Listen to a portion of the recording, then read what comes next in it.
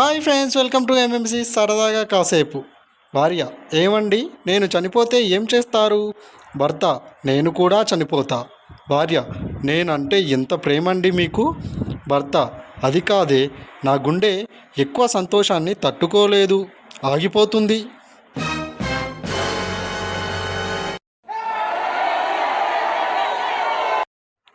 అనిత: ఇవాళ మా ఆయన పుట్టినరోజే, ఆయనని బాగా ఆనందపెట్టే విధంగా ఏదైనా గిఫ్ట్ ఇవ్వాలి. వనిత: ఒక పని చేయవే, విడాకులిచ్చేయి. అనిత: మరీ అంత ఆనందం తట్టుకోలేక పుట్టినరోజే పోతాడేమోనే.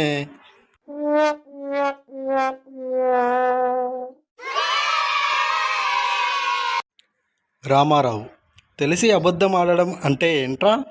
సుబ్బారావు: పెళ్ళైన వాడు మరో పెళ్ళైన వాడికి హ్యాపీ మ్యారీడ్ లైఫ్ అని చెప్పడం.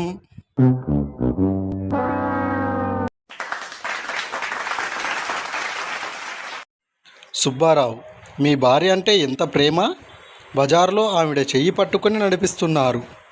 ఆనందరావు: అదేం లేదు, చెయ్యి వదిలితే ఎక్కడ ఏ షాపులోకి దూరిపోతుందో అని భయం.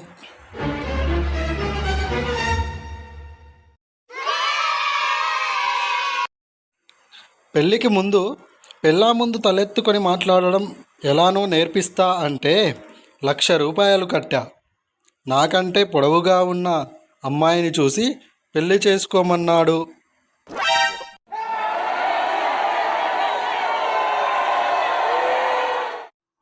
భర్త: ఎదురింటి ఆనందం రెండో పెళ్లి చేసుకున్నాడంట, నీకు తెలుసా? చాలా హ్యాపీగా ఫీల్ అవుతూ చెప్తాడు భార్యకి. భార్య: పక్కింటి పంకజం వాళ్ళ ఆయన కోమాలోకి వెళ్ళాడట, మీకు తెలుసా?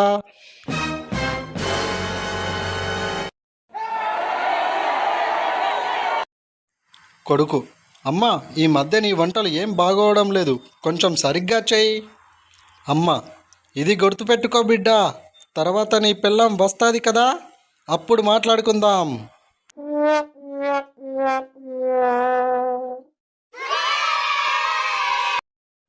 భార్య: భర్త ఊరు వెళ్దాం అని బయలుదేరుతుండగా అత్త ఫోన్ చేస్తుంది. అత్త: అల్లుడు గారు, మీ తలనొప్పి ఎలా ఉంది? అల్లుడు: ఇంటికి తాళం వేస్తోంది, బయలుదేరుతున్నాం, 1 గంటలో అక్కడ ఉంటాం.